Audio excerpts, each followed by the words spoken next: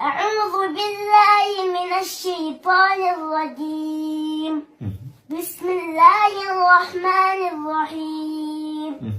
الرحمن علم القرآن خلق الإنسان علمه البيان. الشمس والقمر بحسبان والنجم والشجر يسجدان.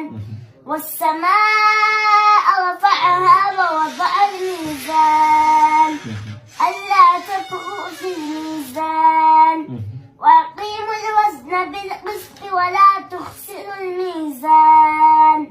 والأرض وضعها للأنام فيها فاكهة والنخل ذات الأكمام والحب ذو العصف والريحان.